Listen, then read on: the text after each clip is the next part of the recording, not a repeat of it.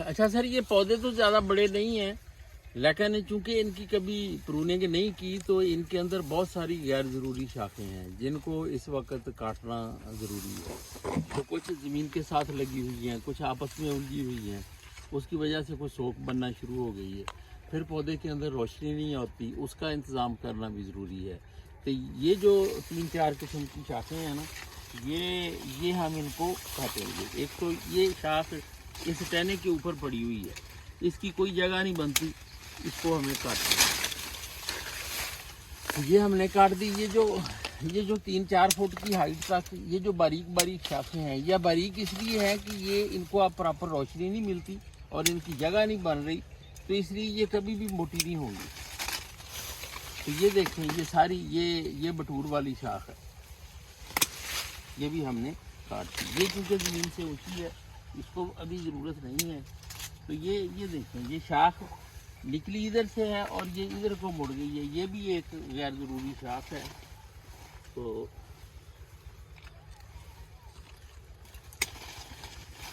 इसको भी हम काट देंगे।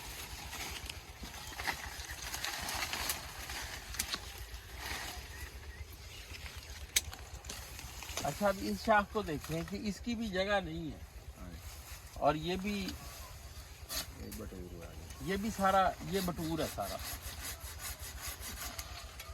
अच्छा, शाख काटनी भी ऐसे है कि ये शाख कटी है, इसके पीछे अब कोई शाख का कोई हिस्सा बचा नहीं है, बिल्कुल नीट एंड क्लीन काटे।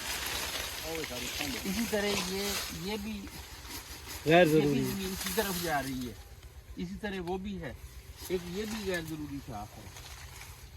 तो ये इनको हम, अच्छा इसको देखें कि ये वो शाख है जिसमें सारी रोशनी रोकी हुई है। छोटी शाखें हैं तो इसलिए इनको नीचे से कट लगाने की ज़रूरत नहीं है। ये आप देख रहे हैं कि ये रोशनी पूरी आ गई है अंदर, और ये एक शाख है जो बिल्कुल सारे का सारा बटूर है। ये देखिए, ये सारी मालफर नेचर वाली शाख है, तो इसको भी हम नहीं काटेंगे। अच्छा, अब ये देखें कि कुछ शाखें हैं ये अंदर रह गई है शाख और ये बाहर निकल गई है। जो बाहर निकल गई है वो ठीक है, ये भी सारी ज़मीन की तरफ जा रही है, इनको हमने काट देना। ये भी नीचे गिरी हुई है, ये भी सारा नीचे जा रही है।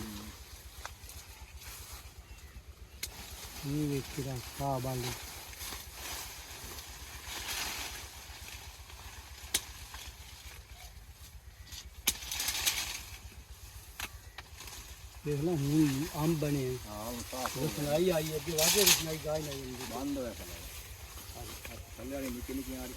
अच्छा, ये देखें, ये भी ज़मीन के साथ लगी हुई है, ये तो इसको भी हमने काट दिया।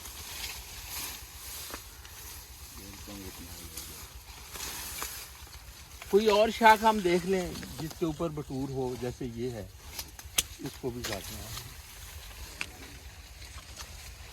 अब देखें इस पौधे को, इसके अंदर रोशनी आ रही है और इसका स्ट्रक्चर जो है ये बिल्कुल साफ हो गया है सारा अंदर से। इसमें गैर जरूरी सारी शाखें कट गई हैं, वो बीमार थी, वो छोड़ दे, छोड़ दे। नहीं, ये अभी ठीक है, ठीक है। ये बटूर वाली, हाँ जी, बटूर वाली शाख को तो जहाँ देखें वहाँ काट दें इसको। ठीक हो गया। हाँ, एक कोशिश करें कि बटूर वाली शाख पौधे के अंदर कोई ना रखे। ठीक हो गया सर जी, ठीक है। तो ये भी एक शाख है।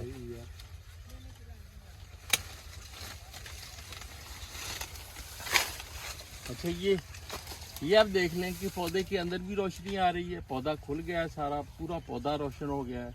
बटूर वाली शाखें ख़त्म हो गई हैं, जो खुश्क शाखें थी वो निकल गई हैं, जो ज़मीन के ऊपर पड़ी हुई थी वो भी ख़त्म हो गई हैं, और बटूर वाली, बीमार, कमज़ोर और जो गैर ज़रूरी शाखें थी वो सब निकल रही हैं।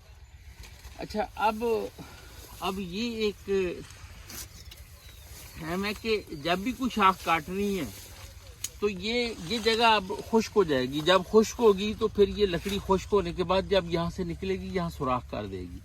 तो इसलिए इसको अभी से अगर हम इसके बराबर काटेंगे तो अब यही जल्द जो है सुराख को बंद कर देगी और ये साल के बाद ऐसे होगा जैसे यहाँ से कुछ नहीं काटा गया। ये बिल्कुल जख्म भर जाएगा, ये बंद हो जाएगा।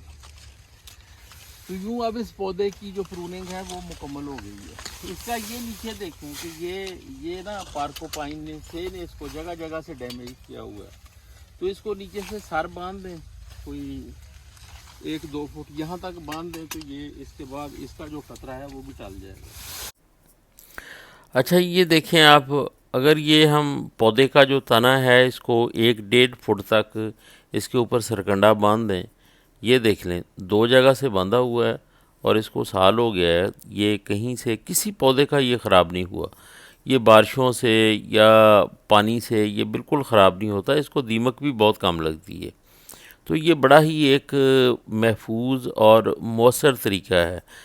तो इसके बाद फिर ये बांधने के बाद ये से इसका नुकसान नहीं करती और ये बिल्कुल हर किस्म के डैमेज से महफूज हो जाता है। देखें, ये बहुत कम खर्च और बहुत ही मौसर तरीका है से या इस पार्कोपाइन से बचने के लिए।